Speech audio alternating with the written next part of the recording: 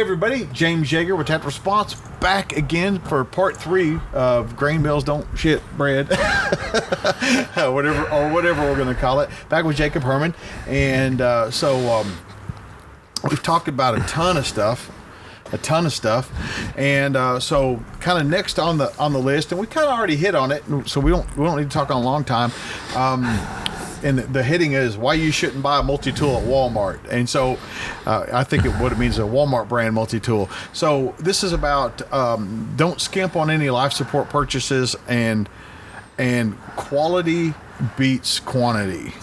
For sure. So what do you think about the tools and the things we need? Like, we already talked about the Country Living grain mill. It costs more, but hey, it's an investment. The Berkey water filter, it costs more, but hey, it's an investment.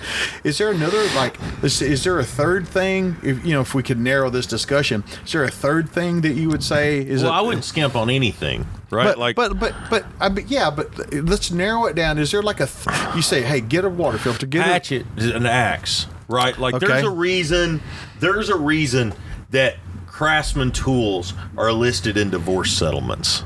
Okay. Right? Like, think about that. Like, Right. you don't, nobody gets all excited they're inheriting grandpa's made in Taiwan set. Right. Right? Right. Because there's no intrinsic value because it's not a good tool. Not saying you can't turn a nut with a $2.99 wrench, but the likelihood that wrench will break is much higher. Yeah. And so when we talk about good kit, it all kind of goes back in together. I took a bushcraft course from probably the best bushcraft instructor in the world. His name's Mike McQuillan, and he run a bushcraft school in the UK. And they've been we've talked about this a little bit before, they've been doing it longer than we have. Yeah. And they look at bushcraft like living in the woods, not reenacting.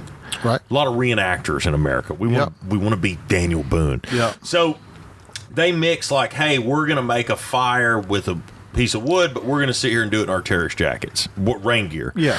So I really learned a lot about axes, and how that started was I had a desk hatchet at Century. CRKT had a hatchet, and I used it. I'd twirl it and play with it while I was on conference calls, and someone hit it.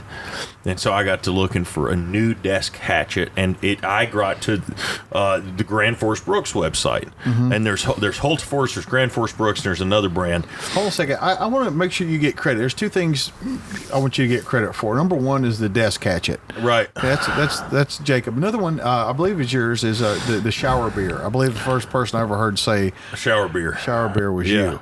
So back That's true. Back to hatchets. So I got to looking for a decent. I didn't know a lot about axes or hatchets, right? And I learned there's this whole world of tools that we didn't know existed or we don't use in America. America's like a survival knife. We're going to make a lean-to. Well, the rest of the world looks at it like we're going to make a shelter, and what's the best way to make that shelter? And a hatchet or a forestry axe it beats a knife every time. What's a forestry axe? So I've got I've got if I got a Grand Force Brooks or a Holt Force, they're both hand forged in Sweden, right? And mine's a 30-inch so it's 30 inches long. Yeah. It's called a forestry axe. So it's small enough to pack, but you can take down a tree, make a shelter, do a lot. Right. You can work through a lot of wood and craft well with it. Yep. It's hand forged. I can sharpen it with a stone. With that and a Mora, Yep. if you, like all these dudes talk about bugging out, if they don't have a hatchet and a Mora knife, I discount that dude. That's like the dude that's trying to tell me about gunfighting that owns a Taurus like Right. the 40 OSS long slide, right? Like you're discounted, because I know enough about it that I'm like, well, how do you Those 12 bug out bags have a more right? It's probably the best value in knives you can get. So, but I will tell you that we can look it up right now. And we can tell you the price. An East Wing hatchet is how much? It doesn't- $30 or whatever. Yeah. And you can get the Gerber. They make a Gerber hatchet, right? For I think it's about $50. The Grand Force Brooks small forest axe. So I've got a Grand Force Brooks, and it's that one, and it's hand forged. That was $155. Gotcha. Now they've been making those axes since 1615. Right. And there's videos of dudes, Scandinavians, that have axes that they're still using that are 200 years old. Yeah. So I expect that my great-grandchildren, because they'll be living in a village at that time, it'll be back to like in 100 years, everything will have burned back to the ground. They'll be using my Grand Force Brooks axe that has a legend because back in the day, airplanes flew through the sky and they brought it from Sweden. That's, but that goes back to tools. Like nobody like what you've got. I've got a Spyderco, or I did have a Spyderco. It may be at your house somewhere. Shit. I've got like a big Spyderco, and you've got some kind of knife. Then gun guys won't skimp on their knives. They'll bitch about a $400 Glock, but they'll spend $500 on a pocket knife. Yeah, but they won't spend $150 on an axe. Right. And you're going to more likely use that axe. And that goes back to everything. Cheap gear, like a Mora knife is a very inexpensive knife, and it's probably one of the best bushcraft knives you can get. Okay. For $30, Yep. right? $12, or whatever, whichever one it is. There are whole legions of people that have crafted and bushcrafted and trapped and skinned animals with a Mora that have done more than what most people have. But it's not a cheap thing. Yeah, right. So multi-tools, fire starting equipment, those are stuff you shouldn't skimp on. Like if you've never started a fire with a ferrocerium rod and you have one in your bag, you should go try to do that. Yep. That shit is hard. Did you see the video I made where I used yours? Yeah. There's a big difference in it, isn't there? Yeah. Like the big rod and the little bitty thing on a keychain. I've used both. Yeah. And for the big one with the buffalo handle was like $80. Right. But that's okay. That's that Midwest Industries mount. The little ones are almost impossible. So we were in Africa, and I did it. I had my Mora. It was called the Mora Light My Fire, and we were going to cook out in the bush and eat some kudu sausages. We were pretty far away, and they were going to grill for us. It was like, hey, we're going to grill and have some beers for lunch. And no one had a lighter. And I didn't have a lighter because, like, I didn't have one either. And everybody's like, I mean, they tore the truck apart. Nobody had a cigarette lighter. Nobody was smoking cigs. So, like, what are we going to do? That was literally lunch. Like, yeah. And I whipped out my Mora, and in the bush in Africa, I took that little Light My Fire, and I made a fire using a tiny ferrocerium rod that came in my survival knife. Right. And it was a pain in the ass. Yeah, but you made a fire. I made a fire. Now, if I had been cold, wet, under austere conditions, the likelihood that I would have successfully gotten a fire going was about zero. Yeah. Even though that was and I've made multiple fires with those. That really led me down to the road of like, hey, not all these things are the same. Yeah. This is cool on this knife, but it is not this is perfect conditions for dry wood in Africa. Like, for wet conditions or where like you want that big ferrocerium rod, and honestly you want a big lighter.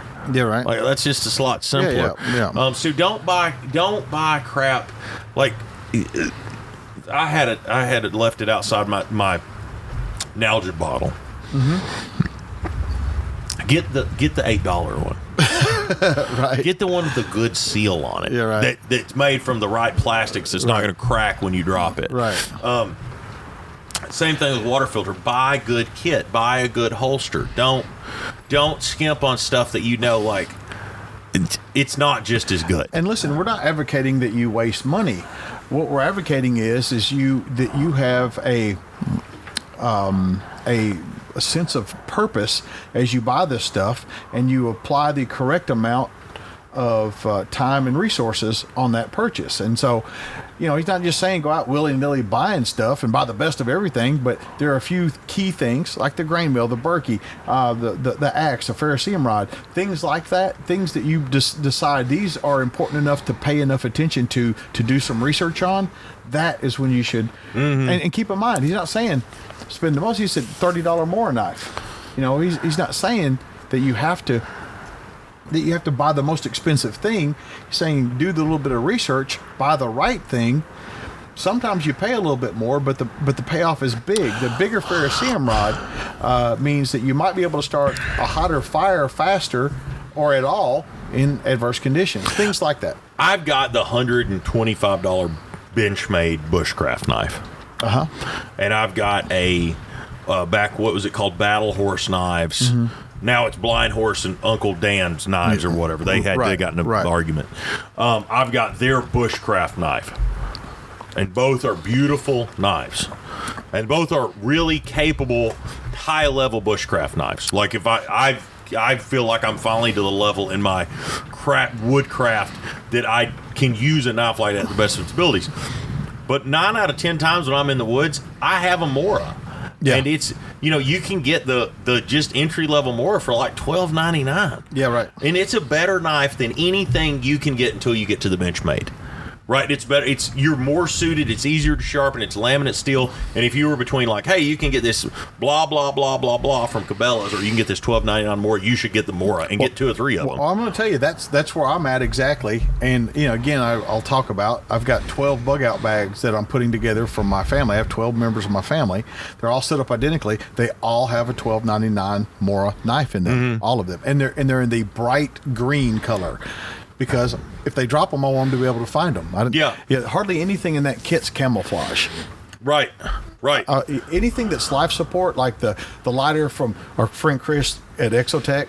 Yeah. I got the bright orange lighter covers and things like that. So, but yeah, I'm right in line with that $12 Mora. Like it's a great knife. And the thing is, if you got a family of 4, you can afford 4 of those, and that is a better use of resources than 4 of the Benchmade bushcraft knives, I believe. Oh, absolutely. And more than likely, unless you're going to bushcraft a lot. Okay, right, but we're not talking about that guy. That guy's not listening to this podcast. Right. That guy does not need to know this stuff, right? If you run out and buy, like I got one as a gift. For the Benchmade knife, they didn't give it to me. It was a gift, and it's a really cool knife. I enjoy it. The only thing is that one of the things I like about the Moras is how lightweight they are, and I think they float. Right? I'm not sure. Some of them have a floaty. They seem some floaty. Of them float, and something that's not that you can work around water with. Like in Tennessee, we have a lot of water. Yeah. And if you think about it, you're like, man, if I drop my knife in the creek and it's cold, it's going to be a pain in the ass to find that knife. Right. Things with strings, like people like the whole thing, like take care of your gear and go out and use it, and you'll figure out really quick why one is better than the other. Yeah, but we're trying to shorten the learning curve for them. So no matter what, if you buy everything we tell you to buy, like by brand, that doesn't absolve you of the fact that you have to go and try it out. You got to use it. You can buy all the stuff in the world, but you still got to use it. I think that, and I think a lot of people just like to know what to buy. But the tool thing, like, buy the best tools you can afford in any given category, whatever you're doing. Right. And it'll last you a long time. Yeah, absolutely. Buy once, cry once, all that kind of stuff. So the next heading is you are never finished. Most people have a hard time operating without some kind of idea of a finish line, but prepping is a lifestyle. It requires time, money, and mostly devotion and motivation. And so what I tell people, because I've started prepping Y2K.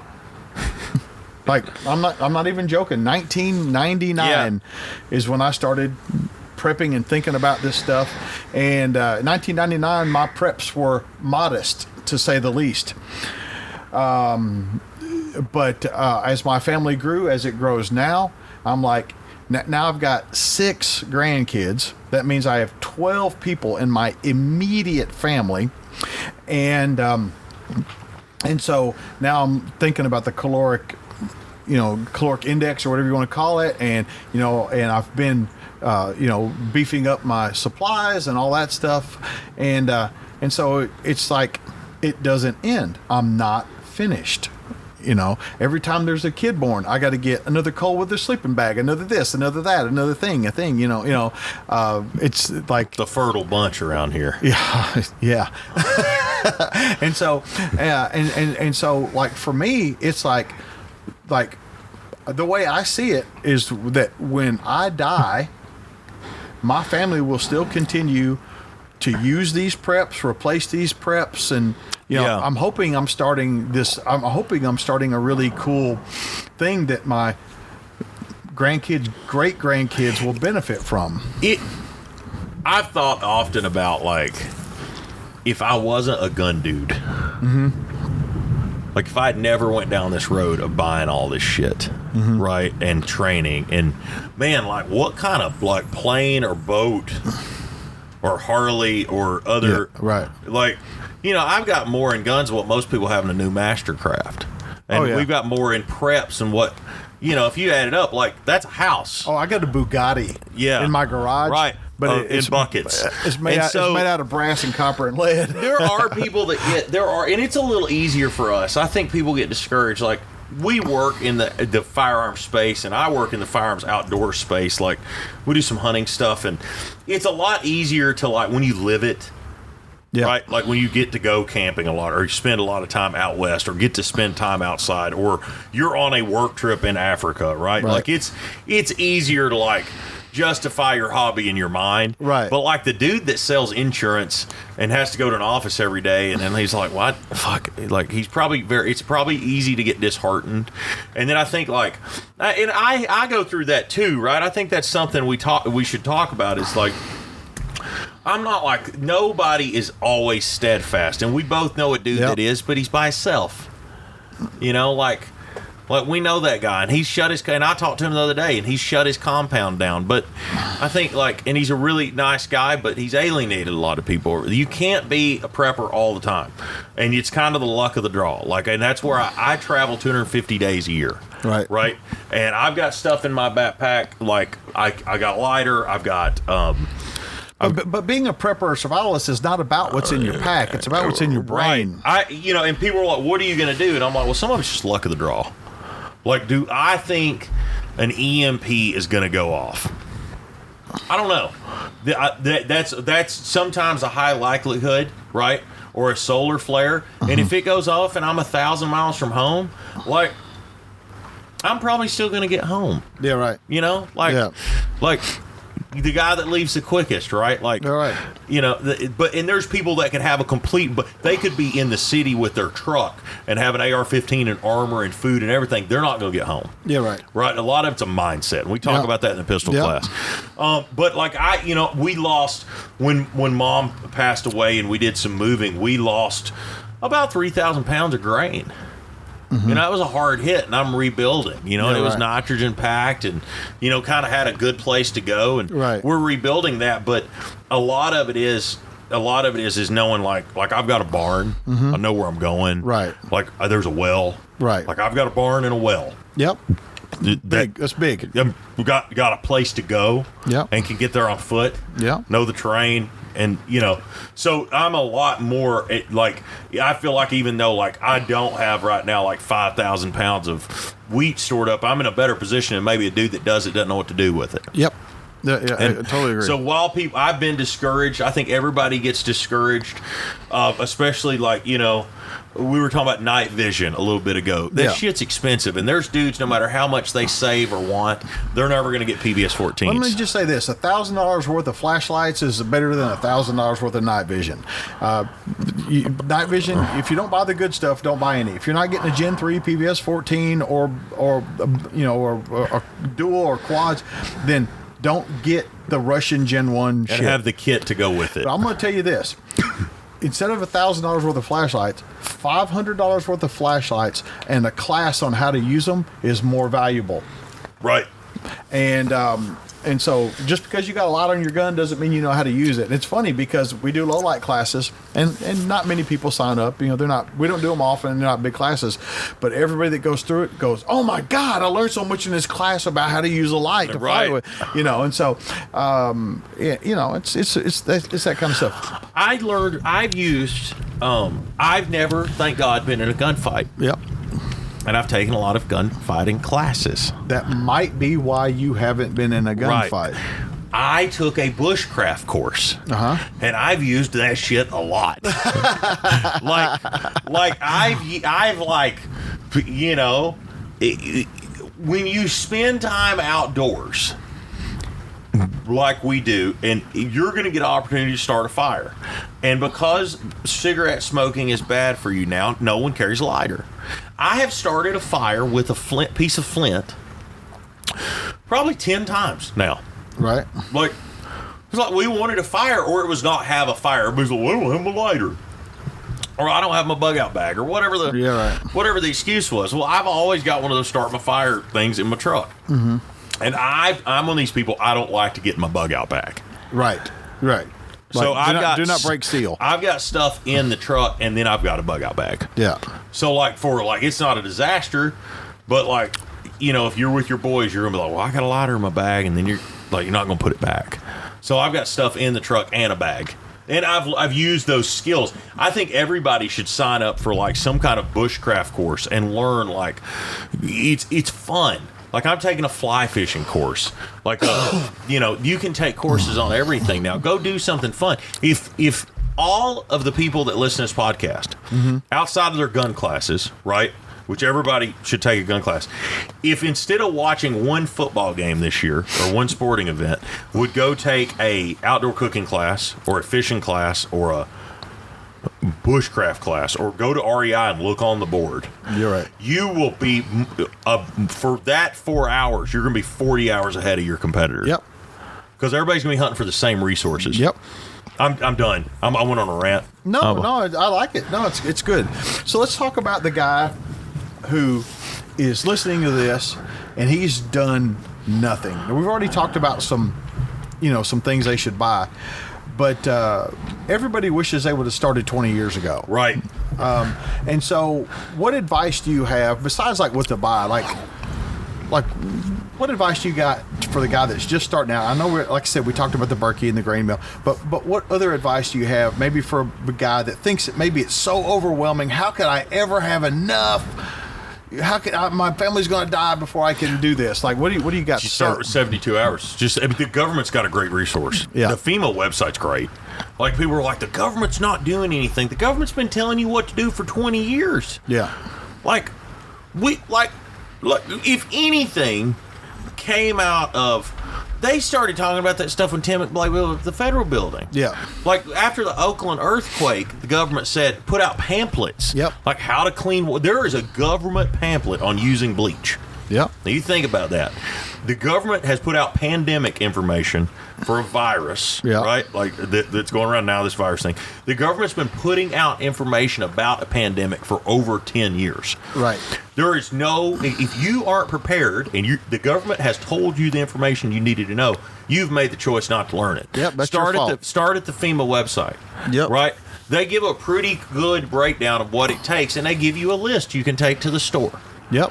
Right, so start with, hey, I've got 2 kids and a woman, or maybe you've got 2 kids and a dude, right? But however it lies out. Yep.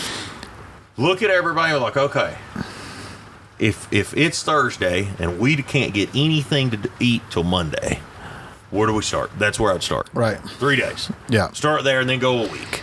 And I'm going to go ahead and say, you should have, 3 days of food like in your house all the time. Like, unless you're a bachelor, it's pretty irresponsible to not have food in your house. People go to the store every day. No, I got it, but still, I'm saying, like, there should still be stuff in your house, maybe the harder to cook stuff, or whatever. Or maybe a case of top ramen, boy. Yeah. Or, hey, listen, something. I mean, like, I think that 3 days of food should be just like. And maybe it's something. It's okay. It's going to be pancakes and no syrup or whatever. But there should be like stuff to eat in your house, like all the time. Yeah, I think we'd be surprised. I wouldn't be surprised. No, that don't have that. Well, you guys should sort that out. And that ketchup sandwich. Yeah, it's going to be something. But so, like you said, print out a list. Or look at what does your family eat in an average week? What do they consume in an average week? And just always have a week's worth of that stuff around. It's just that simple. So start trying to, even if it's you don't have money for a Berkey, well fine. fill up some old jugs with water. Set them aside. Like if you're not doing anything at all, doing something is more than that. Yeah. Yeah, and the Berkey, you should get the iodine pills before you get the Berkey. Okay. Focus short term first. Okay. Yeah, 3 days, 7 days. Yep. That's like big dudes don't show up and we're like, hey, go buy like a rifle and armor and everything. You're like, okay, let's start with you learning to shoot the pistol. Yep. Because more than likely you're going to shoot a pistol. More than likely you're going to need to just purify some water. Right. So I would take it in baby steps. I think people get really, really, really overloaded. And this will be, if you listen to all these, I think you'll be farther ahead than what most people are. Even if you just change your mindset, that'll be something. Let's see here. Let's talk about, we touched on it some, but some of the things that people worry about is like nuclear or EMP, biological, either some kind of virus or a real biological thing, a financial meltdown, hurricanes or other superstorms, locally tornadoes, like a war with a foreign country, a sudden war, terrorism, asteroid hitting a planet, zombies. Like what I would tell people is, like, if they're like, oh, how do I get ready for all this stuff? I tell them, think about this. Like, what would you need in a, a nuclear attack? Or, if we talk about beans, bullets, and Band-Aids, or whatever the case, if you had your headings for these different things, what about an EMP? What about, like EMP might not be a medical emergency, right? So you're not going to worry about that so much, but it might be, there might be fires, so you might want to have fire extinguishers. Well, so what I'm saying is, think about the things that would affect you where you're at, make a list of those things, and as you make the list out, if, for instance, medical equipment, medical supplies is in every list, it's for tornadoes, it's for hurricanes, it's for earthquakes, then make sure that you have medical stuff. So that's high on your priority. So the next thing would be a means to stop looters or whatever. So maybe firearms is next. So just look at as you look at these different emergencies, figure out what categories of stuff you need or training that you need. And the ones that, if they all need medical, then you need more medical training. If they all need water purification, then learn more about water purification. So kind of decide how you will spend your time, effort, and money on what is the thing that you're most likely to use in most of the scenarios that might affect you where you're at. What do you think? Completely agree. People get overwhelmed, and I've heard it a lot. Like, I've tried to help a lot of people, and some people are just beyond help. So, one of the things is you got to be realistic, right? Are you preparing for an asteroid to hit? Well, no, that's not really my top priority. Do I think an EMP might go off before a solar flare hits everything? Yeah, but survival is survival. Now, unless you're outside of a very specific area, if a nuclear bomb goes off 3 miles from your house and you don't have a fallout shelter, you should probably just go ahead and just eat the bullet, right? Like, before your hair falls out and your skin rots off. But in today's age, our biggest threat is not a nuclear bomb, right? The Russians don't even have a functional aircraft carrier. Right. So, right. Like, the biggest threat is either a dirty bomb goes off. If a dirty bomb went off in LA, the entire economy is going to collapse and people are going to freak out. Let's just be honest, right? Like, I don't know if we could survive as a society another nuclear bomb going off in the world, because I think everybody would lose their minds. Right. Right? Like, that loss of life would freak people out. But the loss of society and the loss of food, transportation, and energy are the same whether it's a 3-day disaster or a 30-year problem. You're still faced with the same issues: food, fuel, water. Yeah. There's no outside. Now, viruses, biological attacks, that delves into a lot of stuff that most people don't have the skills to deal with, but like the operational skills of decontamination or right. the time and money right. to fight that, and a little bit of that's luck of the draw, man. Yeah, and which way the wind's blowing. And which way the wind's blowing. Right.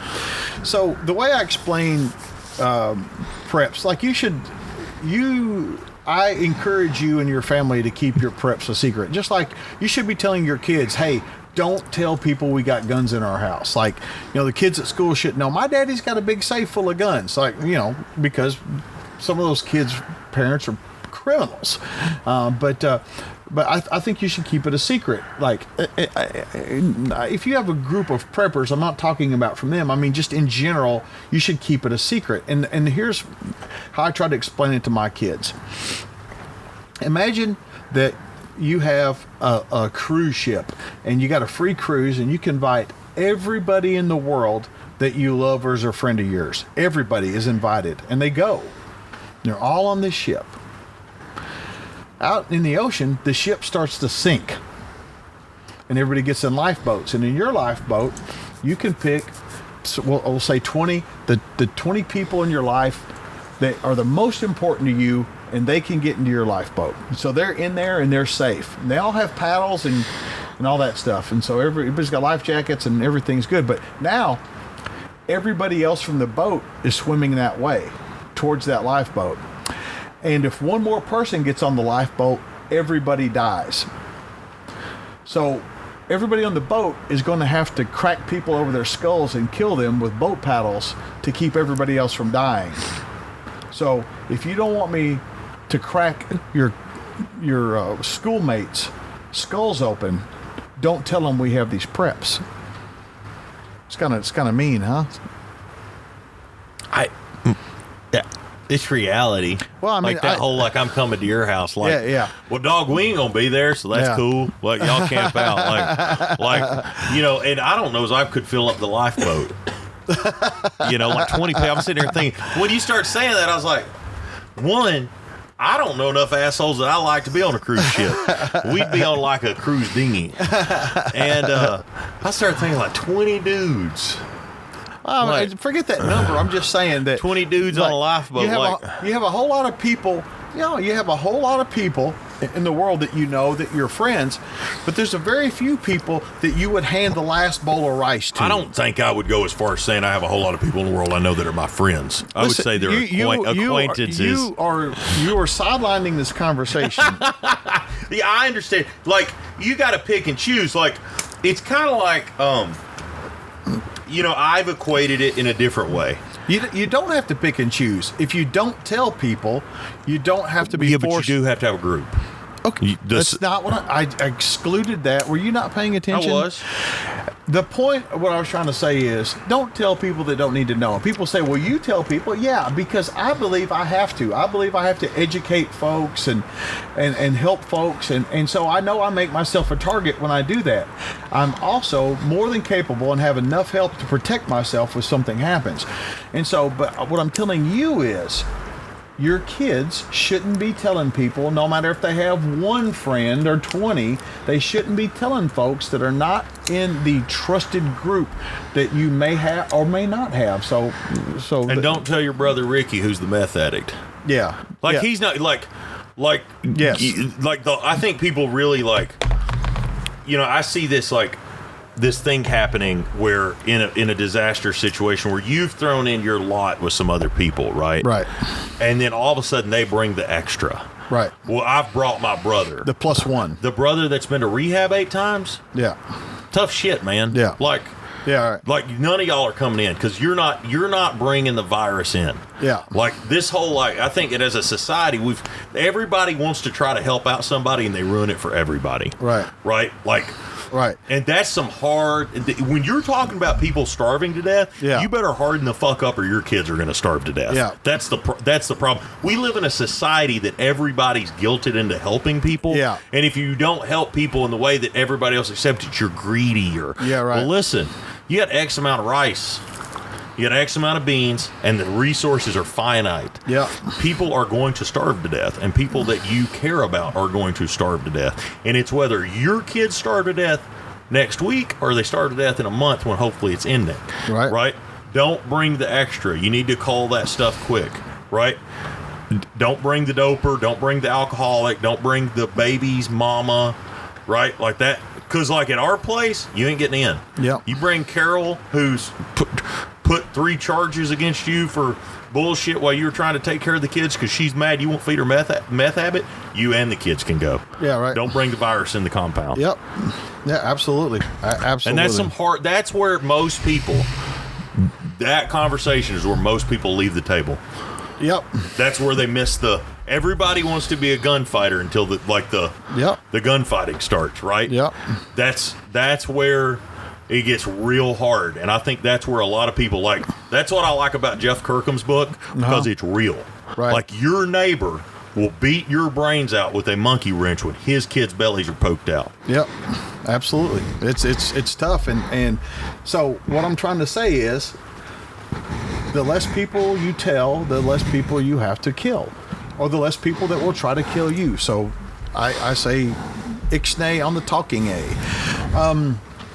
Let's see. That's kind of dark. That was the dark section. It's part of it. Let's talk about bartering. So here are my thoughts. People always say, well, this will be a good trade or that'll be a good trade. Well, we already talked about ammunition being a currency. So in Tennessee, we can grow tobacco. I believe tobacco might wind up being a trade good, but if not, whatever. We can make whiskey here. We've done it for years. Moonshine, corn mash whiskey was what we do. What we can't do because of the climate, unless the agricultural PhD over here can tell me something, is we can't grow coffee here. True. And so I have a bunch of coffee because I like coffee, but also I believe it'll be valuable as a trade good. So if you do decide to store coffee, it should be roasted before you store it. You shouldn't store green beans. It should be roasted, and it should be left whole bean. It will store the longest if it is roasted and left whole bean. But I think that'll be a good trade good. I think other pharmaceuticals will be a trade good. I think antibiotics and even aspirin and things like that, I believe, will become very... and there's short-term and long-term trade goods. Yeah. Like, go ahead. Like, coffee is a short-term trade good. In what respect? Well, like,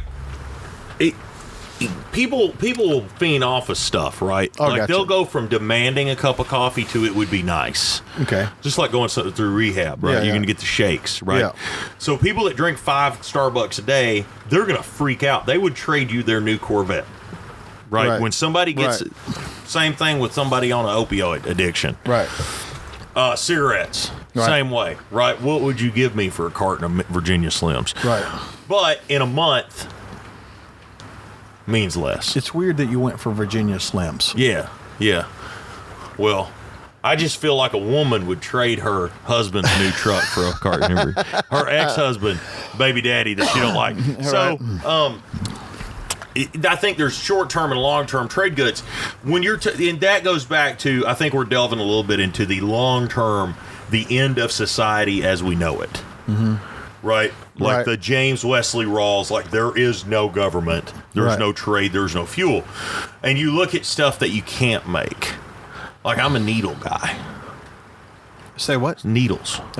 Sewing needles. Right. Think about it. Yep. Right? We can't make them. Yep. The best blacksmith can't make a needle. Clothing changed when we could make commercially produced sewing needles. Right? And then on top of that, clothing changed again when we had a Singer sewing machine. Now, probably in this county, and my county, we could round up 10 or 20 usable Singer sewing machines. Every one of them's got a needle multiple needles in the little drawers on the side. Right. But it would, in a year of using those, we would have consumed all 20 in making parts. Right.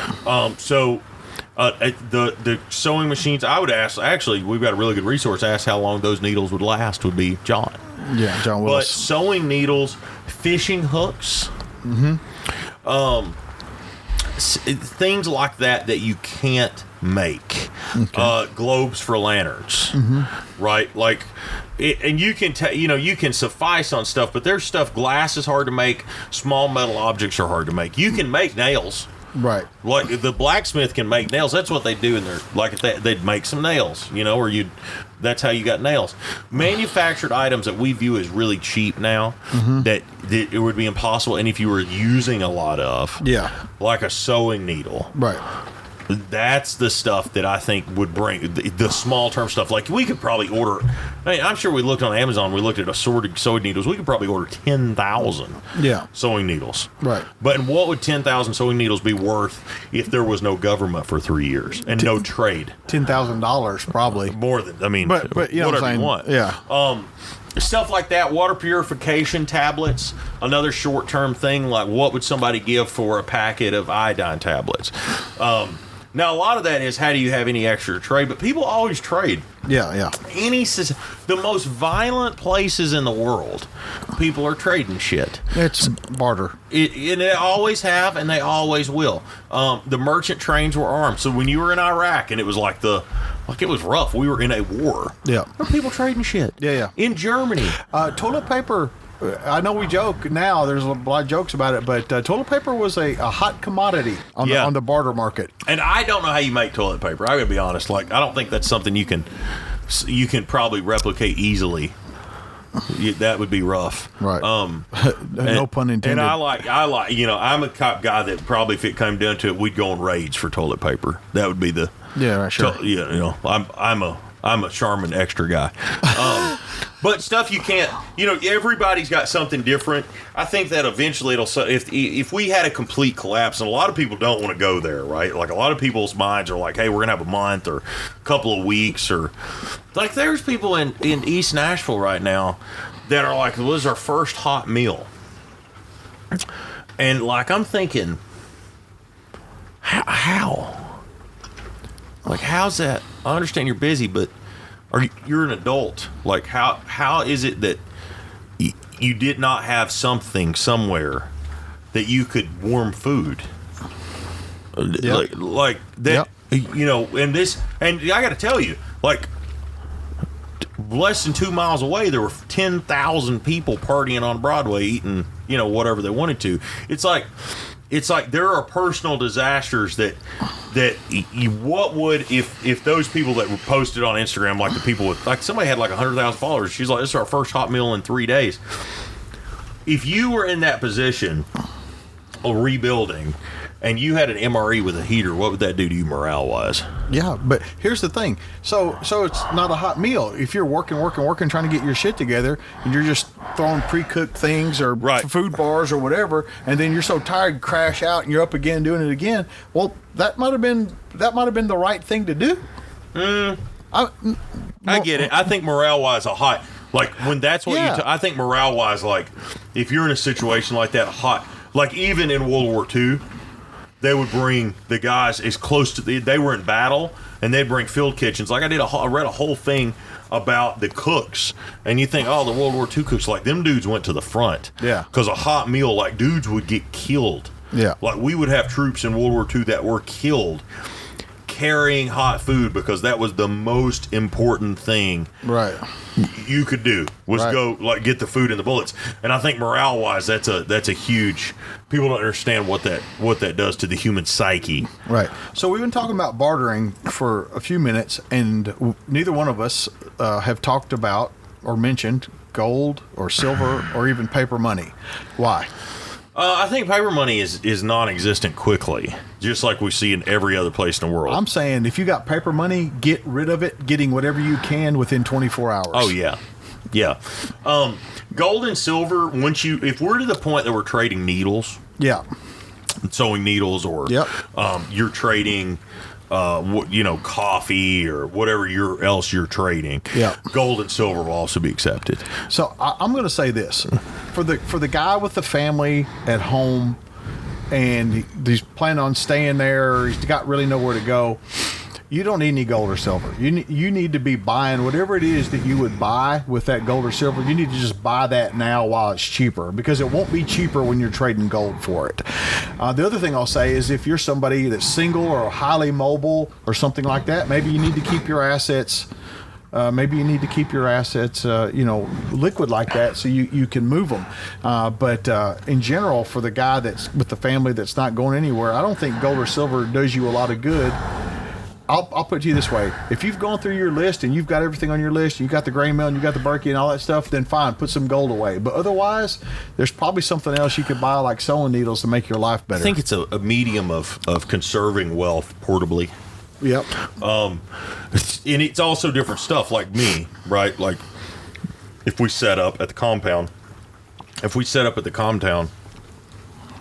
and say I have an overabundance of lye soap or lamb, right, or salt pork. If we don't need anything in trade, I'll take gold and silver, because since we've had recorded history, right, of mankind, there's been trade in gold and silver, and I have no doubt if a comet hit the Earth tomorrow, in a couple of years, gold and silver will once again be the trade, because no matter what the disaster, no matter when Rome burned, the Dark Ages where over half the population died of the bubonic plague, men have traded gold and silver as a medium of exchange. And so you're going to have the guy just like in James Wesley Rawls, the Patriots, right? The guy that had the steam engine that charged batteries. Like, what would you give for a fully charged car battery, right? He took silver in payment. We didn't really need anything else. He could, so that to me, that's like, I think that everybody should have some gold and silver for any reason, like you might need to get out of something. When I travel to Africa, I take a couple of gold coins in my pocket, right? Like I might need to trade my way out in that situation. They may have an issue while I'm there, and that buys me across a border somewhere. Yeah. So I think that's a good idea to have as part of your everyday. Even if you're not a prepper, you should have some gold coins as part of your everyday hedge. Well, I've never been anywhere that I would need gold that they wouldn't take U.S. dollars. Just saying, like U.S. dollars. Also, they take U.S. dollars. Anything else on gold? Like, because I know you can get these breakable cards that are. No, if you're gonna, I've got gold and silver, and if you're going to buy it, buy silver Eagles, right? U.S. silver Eagles and and U.S. gold coins. Yeah. And if you're going to buy it, if you're going to buy pre-64 because it's accepted in trade. I trade for it now. Right, as silver goes up and down, I trade for goods in gold and silver now. Yeah. Like I have traded guns for silver and taken silver and gold in trade for guns. I have too. So, like I've in most of society in today, most people in our world will still take gold and silver in a medium in exchange. And so I buy U.S. silver Eagles because they're U.S. coinage, and I buy U.S. gold. Yep. And that's it. And I don't buy it as a collector's item. I buy it whether it's up or down. It's part of my like I buy stocks. Right. Yeah. So a pair of tin snips and a scale might be a part of your. Right. If you look at if you buy 5 ounces of silver a month, right? And say you did that, you started 40 years ago and you're ready to retire, that's a good cash in. So I buy every month and nothing ever may happen. But when I'm ready to cash it in when I'm 55 or give it to the grandkids, or you have a fairly large amount of transferable cash. Yeah. That the government's not tracking. Right. In a lot of states, it's tax free because it's numismatic investment. Numismatic? I don't know. Numismatic is the study of coinage, like like a stamp collector's called a. What are stamp collectors called? But coins are numismatic. So it's when you hear the laws like we're going to do a numismatic tax law, it means we're not going to charge you for collecting coinage. Right. Which is crazy if you think about the government collects sales tax on legal tender. Right. Think about that. Right. Let's talk about clothes. So in the nude. Well, your leather pants will last a long time. Right. And your Rhodesian Army T-shirt, that's cotton. That people didn't have a lot of clothes. Yeah. Right. Like Industrial Revolution was the cotton gin. In the South, we still use the term wearing your Sunday clothes. Yeah. Because that was your best set of clothes. They came in sets. Cloth is really, really, really difficult to make, and it is something that is labor intensive, and it is a practice.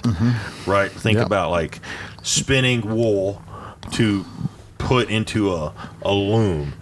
there may be one wool loom in this county. Yeah, I can tell you, for you guys that haven't traveled the world much, you go to any third world country and you see something on clothes you don't see here, patches. Yeah. Yeah. Because that shirt is so valuable. Yeah. That even though it's got a tear in it, they're going to just sew some other piece of cloth. Most people have more clothes in their closet today. Most Americans have more clothes in their closet than what a lot of countries adults will own in their entire life. Yeah. But historically, you had 2 or 3 sets of clothes if you were wealthy, right? You or well-to-do. Right. You had like your going to Sunday clothes. You'd like your next down clothes, and you had your daily workwear, and you wore them till they washed them because they'd wear out. But back in the day, when women would buy dresses for court in Europe, those dresses would be sewn on. And to wash the dresses, you had to cut them apart, and they washed them. And they couldn't wash a dress; they didn't know how, in the way they were built. So they would unsew them, or they cut them apart, wash them, and then sew them back together to clean them. Because they had ladies that their job was to sew your clothes all day. They were in your employment because that was what they did for work. Crazy. And so, and you're going to lose weight. So, like all the combat pants and stuff you got, like somebody's going to have to hem them. Yeah. That clothes are. If you work in an office and you wear khakis, loafers, and polos every day, you should probably buy some 511 stuff. Yeah, and like he just said, if you're a 34 waist, don't buy the 34 or 36, buy the 32, 34 pants. Because you are not going to maintain your weight. Whatever weight you are right now, you're going to be skinnier. You're going to be less. You're going to have less fat, less muscle on you. Like, there's going to be less of you around. And so unless you want to look like somebody wearing their dad's clothes, you might want to make sure you got some stuff that's on the lighter side. It's really difficult to make clothing because it's really difficult to make cloth. Right. And it is a real, and you got to have somewhere. So if you don't have sheep and you're not shearing them, like there's ways to make cloth, and there's ways to make cloth from cotton, which is a natural fiber. But you're talking a very labor intensive and very, what's the word? Highly, highly, highly skilled. Yep. It'd be like being a blacksmith. So it kind of goes along with everything else we've been saying. Like when you buy boots, buy the good ones. Mm-hmm. When you buy a coat, buy the good one. A wool coat would probably last you your entire life. Old school wool coat. Yeah. Probably be ugly and probably wouldn't fit into society or whatever, but wool's a hard fabric to beat as far as this stuff goes. You used to see homeless guys in long wool coats, wool trench coats. Yeah. Because they worked. Even when they're wet. Yeah, the only problem is moths eat them. But if you can keep the moths out of them, wool is wool's one of those fabrics that even soaking wet, wool still retains 90% of its heat retaining capacity. So it's really awesome, and it doesn't melt by the fire like synthetics and stuff like that. You can get really close. But consider every kind of item like that you buy, you need to buy good stuff. And if you got kids, need good stuff. They need good stuff, and it's crazy because kids grow so fast. You might buy them a good thing and then they outgrow it, but you still need to think about how to keep them in good shoes and work gloves. We're like something you should buy. Some trade goods and the needles, work gloves. People don't use work gloves now. If you could stack deep on work gloves, I was just sitting here looking at this pistol, wondering if like you'd need a pair of gloves to shoot that. Yeah, more than likely, not to shoot it once, to shoot it twice. Yeah, more than I was looking at that. Wonder why that handle's so thin. What we're looking at for you guys listening is a airweight 44 Magnum Smith & Wesson, and it is way too light. I've got 500s on the table here. I got a 460. I got all kinds of 44 Magnums, 357 Magnums. The only one that hurts to shoot is the airweight 44. And the guys on YouTube call me a wussy. I'm like, oh, so you've never shot one? More than likely, I was just thinking if I'm in bear country, I'm going to be wearing gloves. Right. Because when I hike up in the woods, I wear gloves because it just protects my hands from getting destroyed. Right. Exactly. We're moving down the list. We've covered a lot of stuff on here. Yeah. This is part 3. I think we're at about an hour, aren't we? About 5 minutes. Yeah, we're close. Let's just so I want to talk about one thing since we're on kind of clothing. This fits in. eye protection. You need to go ahead and buy a whole bunch of Clear Eye Pro, because you're going to be doing stuff, chopping wood and grinding stuff and cutting stuff.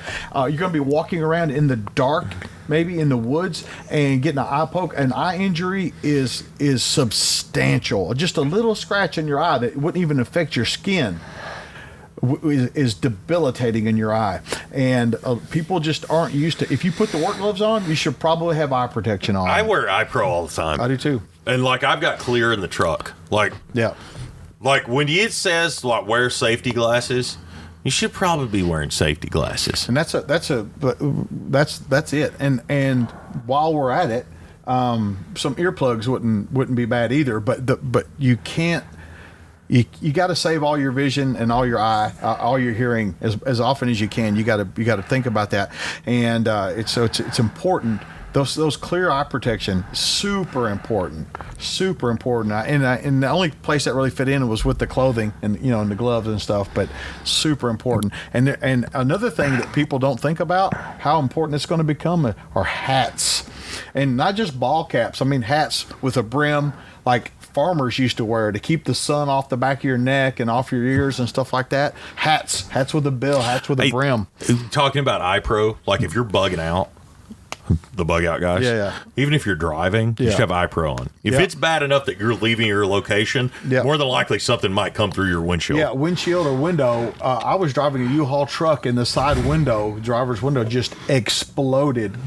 Broken glass went all over the place.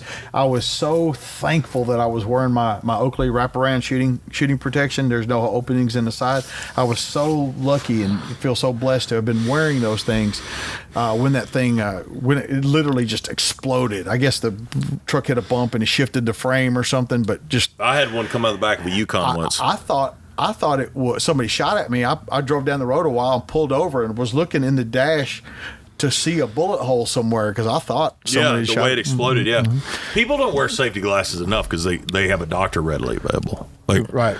We don't have eye injuries like we used to. We should wear them more. So that concludes part 3. I really appreciate you guys listening. Jacob, thank you again for all of your wonderful insight and experience as we talk about these things. It's fantastic, and we appreciate you guys watching. This is James and Jacob Herman for Tactical Response, reminding you that your responsibility to be ready for the fight never ends.